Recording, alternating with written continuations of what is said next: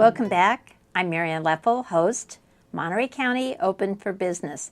Learn a lot about this place. So this is our last segment of this show, and I've got a fascinating product and someone that I've just met, but I think I'm going to love what she does. So, Katie Reneker. Yes, Yes. thank you.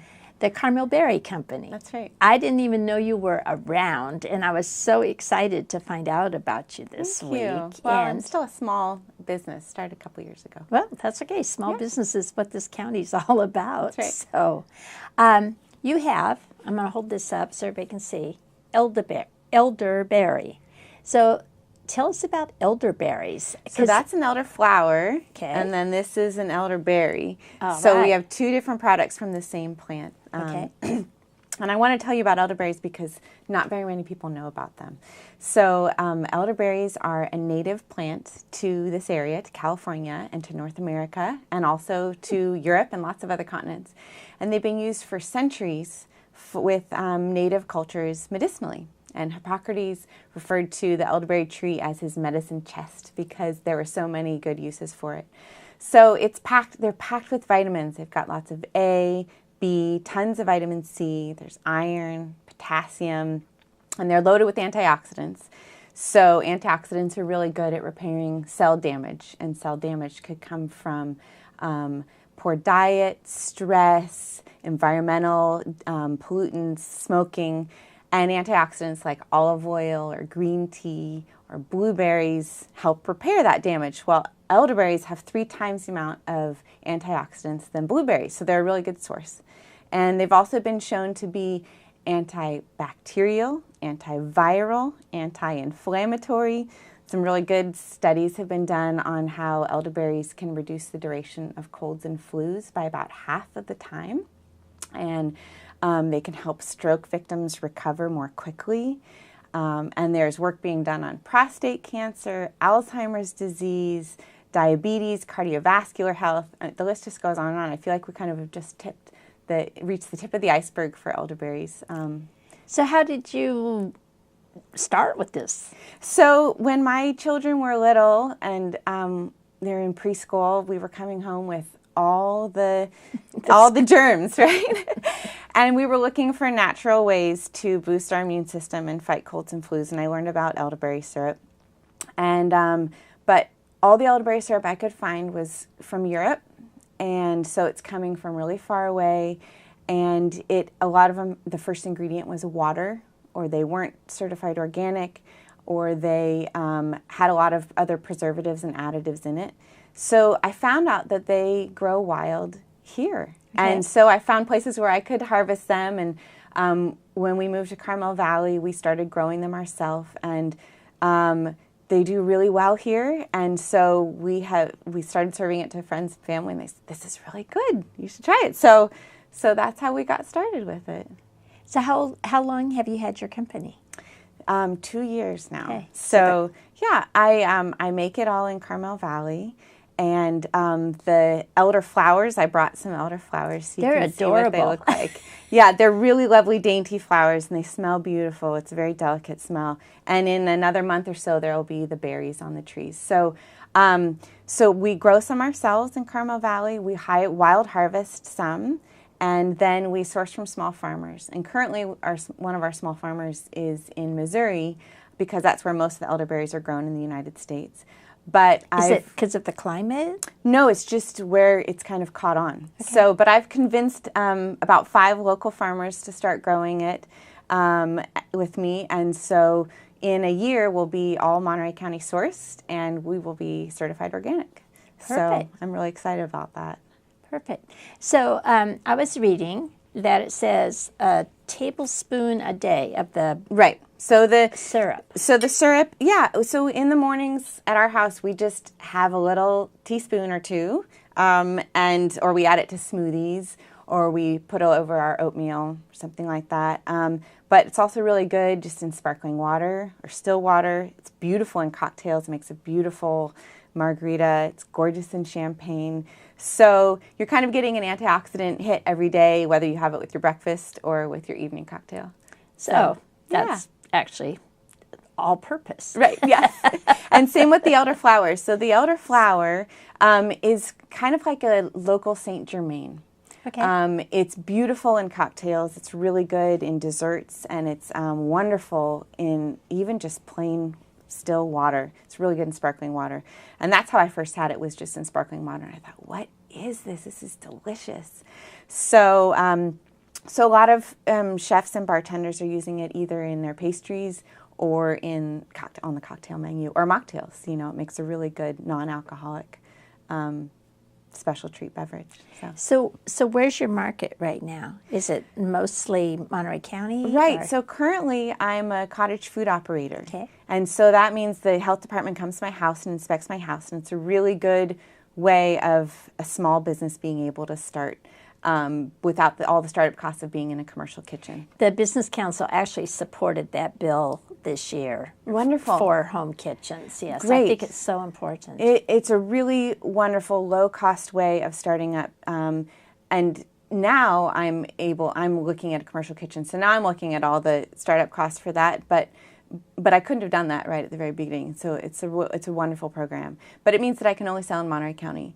And so as soon as I am in a commercial kitchen, then I will be able to be farther afield, okay, which I'm looking forward to. But right now I'm in a lot of small local shops in Monterey, Carmel Valley, Pacific Grove, Salinas. So our website has all the lists of all the different shops. But well, soon we're going to have you at the Monterey Regional Airport. I'm looking forward to that. That's going to be great. Pretty much everybody who tries it loves it and really loves supporting small businesses and something locally grown or wild harvested. And so, yeah. It's good. So, do you find that, for instance, the bartenders, I know now it's all into signature cocktails and it's all of that. So I think you're probably at a perfect time to introduce a product like this for everybody who is trying to be different from the pack. It is really fun. When I've been able to give it to, a really good mixologist, they've made really fun things with it. And we have a lot of recipes online that either we've developed or that local bartenders have developed. And that's on our website, on our recipe page. So it's really fun it's a great gift. And then people can go and find some recipes on how to actually use it at home and create be their own mixologist at home. So actually, and I got your name and the introduction from Katie Blandon Shea, who has Bar Cart Cocktails. She makes wonderful things, and she's done a lot of really good, beautiful drinks with both of our products. So she's a true artist, so in the hands of a master. Now it says syrup, so is there a way to make it so you can use it as syrup on waffles? Right, you could. It's a thinner syrup, and we kept it that way on purpose because a lot of the commercial elderberry syrup that you find it's more on the medicinal side. So it's a really thick syrup, and it just feels like you're taking medicine, which is all right when you're feeling sick, but just as a daily immune booster or just for the taste of it, we kept it really light. So yes, it's good drizzled on things, even pancakes and waffles, but it's thinner. So it's really mostly used mixing in drinks, so in sparkling water or even a drizzle on something. Yeah, I'm like going to be a new customer. I love it.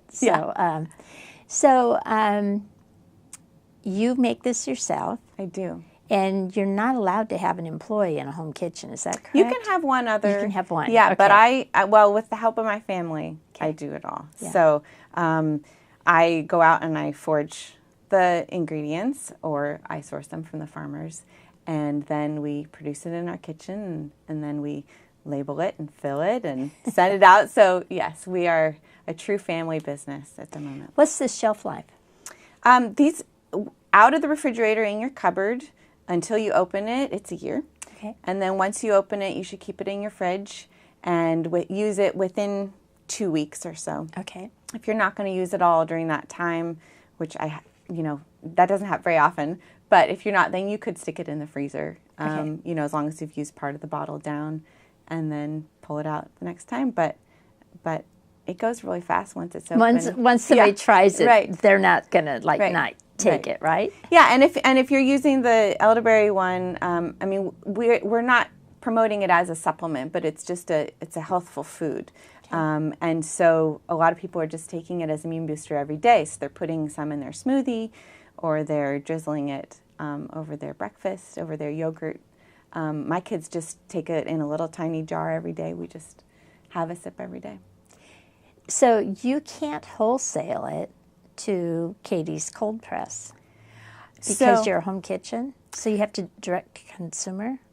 Well, there's two parts of a home kitchen, a cottage food operator. You can be a direct-to-consumer or do indirect sales. So I do indirect sales. So I can sell to shops and then they resell it. I can sell to restaurants and they can resell it. Okay. Or something like Bar Cart. Yeah. Okay. And then they resell it. Okay. Right. So that's good then. So. Yeah. So it can be used all different ways by all different people here. I chose to do it that way so that I love being at farmers markets, but I also I have 2 small boys, and I love being able to make this flexible enough that I can be with them as well and drop off my cases at a beautiful, wonderful boutique shop like we have so many here and let them and do it while the kids are in preschool or school. Exactly. And then be home with your family. Right. Yeah. Farmers markets are a huge commitment because you have to pack it all up and then you have to be there for how many hours and then you have to pack it back if you didn't sell it all. So.